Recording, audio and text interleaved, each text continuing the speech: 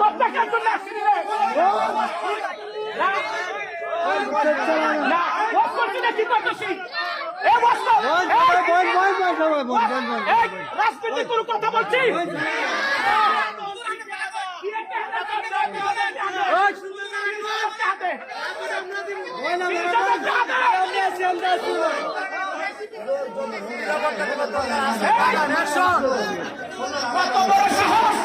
কত বড় সাহস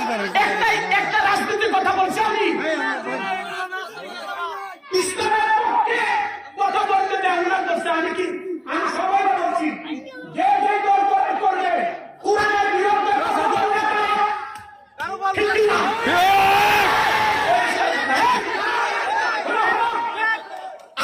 2 বার হাতে হ্যান্ডকাফ লাগাইছে আমার ভয় দেখে লাভ নাই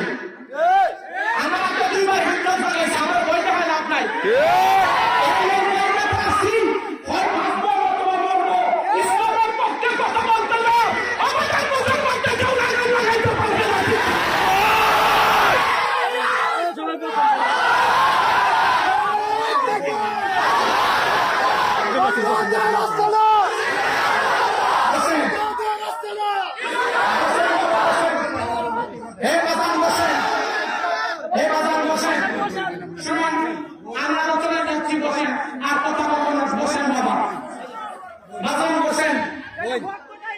বাবা বসেন